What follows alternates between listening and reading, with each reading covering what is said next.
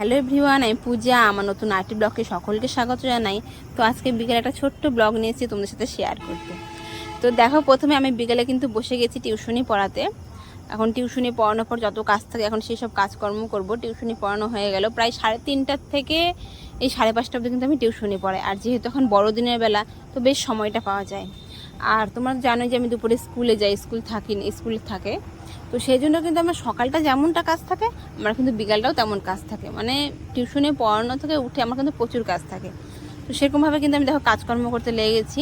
টিউশনি পড়ানো ওঠা মাত্র কিন্তু আমার চারিদিকে জিনিসপত্র ছিটানো ছিল। আর বিশেষ করে যাদের বাড়িতে বাচ্চা আছে সেই সব মারা তো ভালো করেই জানবে যে সকালে কাজ করার পর সেই কাজ কিন্তু বিকালে আবার করতে হয়।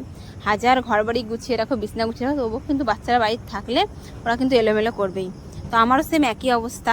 আমি কিন্তু মানে সকালে করেছি, তবুও দেখছি বিকালে যা অবস্থা। এদিকে টিউশনি পড়াই, ওই টাইমে বাচ্চাগুলো আরও মানে ঘর বাড়ি এদিকে ওদিক ছিটিয়ে রাখে সব জিনিসপত্র।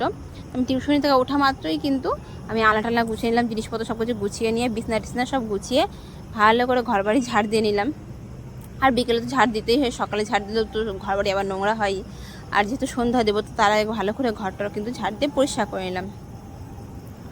আর এদিকে কিন্তু মেয়েকে আমি বললাম যে তুমি পড়তে বসো।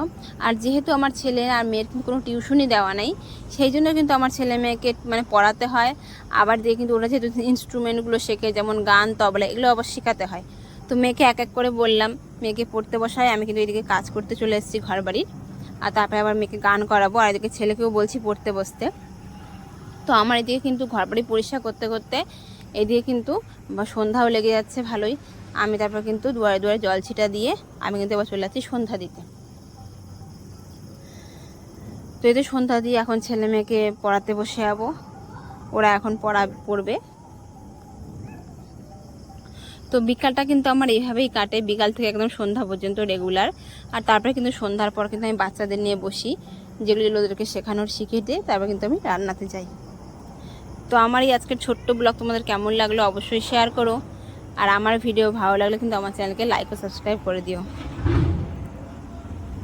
সবাইকে অনেক অনেক ধন্যবাদ। এইভাবেই আমার পাশে থেকো, সাথে থেকো। আজকের মতো এতটুকুই। Tata, by.